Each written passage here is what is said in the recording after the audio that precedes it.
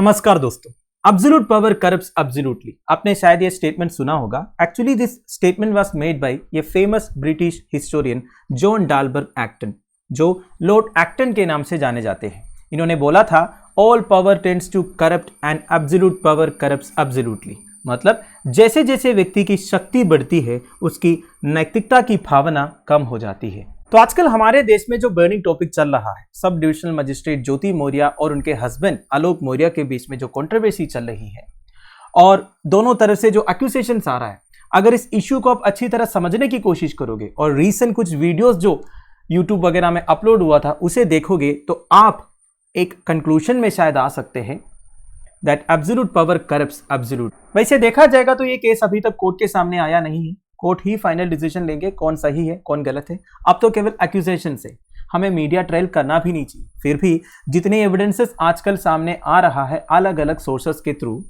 उसे एनालाइज करने के बाद शायद आप एक कंक्लूजन पर आ सकते हैं कॉमन सेंस के पर्सपेक्टिव में। तो हम इस केस को डिस्कस क्यों कर रहा है।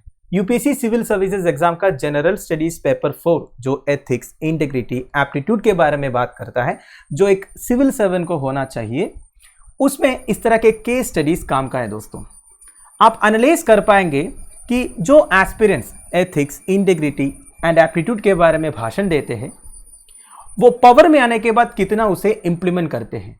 तो सबसे पहले इस इश्यू को पूरा समझने की कोशिश करेंगे, इसके बाद हम एथिक्स, इंटीग्रिटी एंड एप्टीट्यूड के बारे में बात करेंगे। साथ साथ में दोनों ने जो एक्यूजेशंस बनाया है उसके रेलेवेंट प्रोविजंस क्या है वो भी समझेंगे। तो हुआ यह है दोस्तों, यह है ज्योति मौर्य, यूपी के बरेली जिले में sub divisional magistrate that is SDM है। ये एक सीनियर पीसीएस ऑफिसर है और ये उनके पति आलोक मौर्य जो यूपी के प्रतापगढ़ जिले में पंचायत राज विभाग में ग्रेड 4 एम्प्लॉय है। तो अभी आलोक मौर्य उनकी पत्नी पर बेवफाई का आरोप लगाया है, माने अडल्ट्री। अडल्ट्री का मतलब क्या होता है? अगर एक मैरिड पर्सन, हस्बैंड और वाइफ, दूसरा कोई मैरिड पर्सन के साथ सेक्सुअल इंटरकोर्स में इन्वॉल्व होता है without the consent of the partner, उसे आप अडल्ट्री कह सकते हैं। अडल्ट्री के बारे में इंडियन पीनल कोड का सेक्शन 497 में बताया हुआ है। देखिए क्या लिखा है, whoever has sexual intercourse with a person who is and whom he knows or has reason to believe to be the wife of another man without the consent or connivance of that man, such sexual intercourse not amounting to the offense of rape is guilty of the offense of adultery। तो इधर rape के बारे में बात नहीं कर रहा है, अगर सेक्सुअल इंटरकोर्स में इन्वॉल्व हो रहा है, ठीक है। बेसिकली जिससे सेक्सुअल इंटरकोर्स में इन्वॉल्व हो रहा है उसका पार्टनर का कंसेंट के बिना अगर सेक्सुअल इंटरकोर्स हो रहा है उसे अडल्ट्री बोला जाएगा। And it shall be punished with imprisonment of either description for a term which में एक्सटेंड टू 5 years और विथ फाइन और विथ बोथ, ठीक है। तो इनका एक्यूजेशन है कि इनकी वाइफ का इलिसिट रिलेशनशिप है नेशनल गार्ड्स का एक कमांडेंट के साथ। वैसे आलोक मौर्य एविडेंस के साथ पुलिस के पास कंप्लेंट किया है। बेसिकली उनकी वाइफ और लवर का व्हाट्सएप स्क्रीनशॉट्स वगैरह प्रेजेंट किया है। इसके अलावा एसडीएम के खिलाफ में ब्राइबरी चार्जेस और करप्शन चार्जेस भी आलोक मौर्य ने कंप्लेंट की। उनका कहना यह है जहां पर ये पोस्टेड थी उधर काफी सारे शुगर मिल्स वगैरह है, उनसे इन्होंने ब्राइब लिया है करके।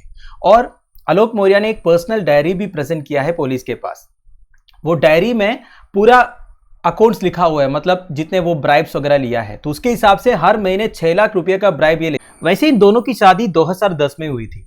तब आलोक मौर्य पंचायत एम्प्लॉय ही थे और ज्योति मौर्य कुछ नहीं थी, पर ज्योति मौर्य जो है पढ़ाई करना चाहती थी, एक सिविल सर्विसेज एस्पिरेंट थी, इसलिए इन्हें प्रयागराज भेजा पढ़ाई के लिए, ठीक है। एंड फॉर्चुनेटली इन्होंने यूपी पीसीएस क्लियर किया और अभी ये एसडीएम है।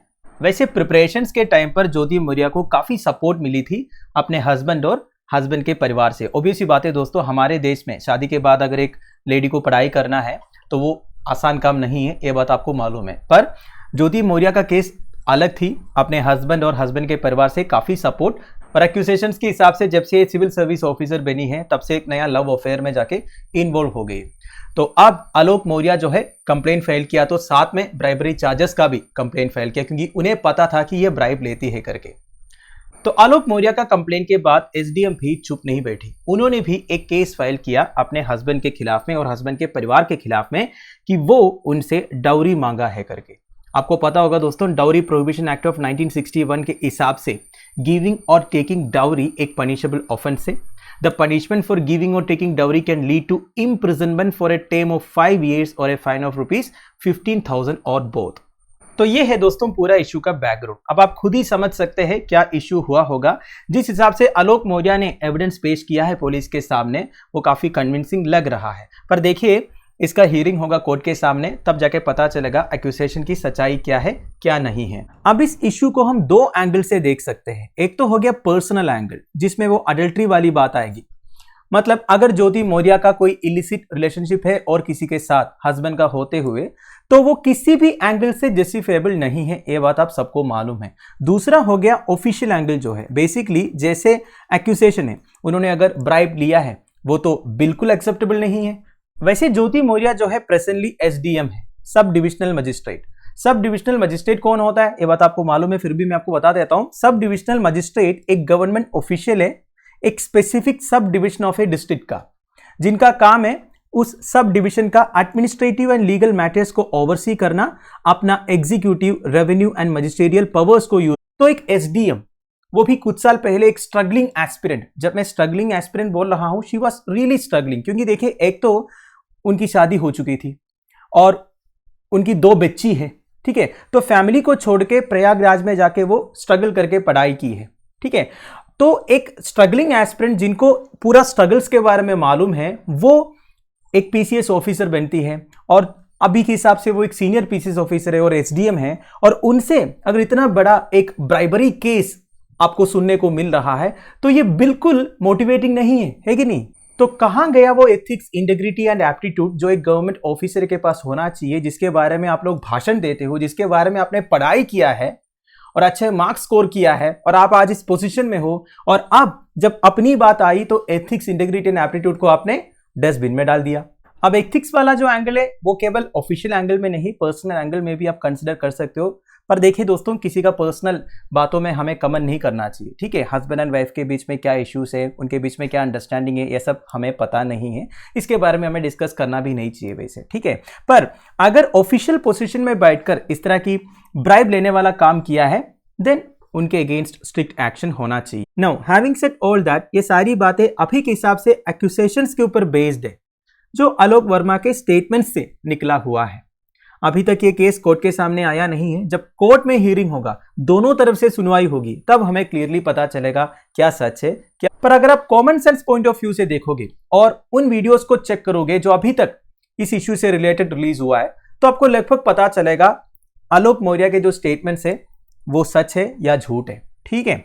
वैसे दोस्तों, एक वीडियो मैंने देखा था जिसमें ये जो लेडी है, वो जब यूपीपीसीएस क्लियर की थी तब एक इंटरव्यू दी थी, उसमें वो बोल रही थी कि मेरा हस्बैंड का फुल सपोर्ट था, फैमिली का सपोर्ट था, जिस वजह से मैं ये एग्ज़ाम क्लियर कर पाया। और आज जो है उस स्टेटमेंट के सीधा कॉन्ट्राडिक्टरी स्टेटमेंट्स ये दे रही है, ऊपर से डाउरी केस भी फाइल किया है हस्बैंड के खिलाफ में।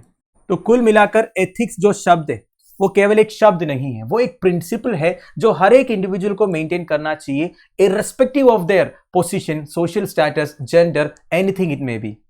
तो ये पूरा इंसिडेंट के बारे में आपको क्या लगता है, आप मुझे प्लीज कमेंट बॉक्स में बता दीजिएगा। Thank you for watching, bye bye.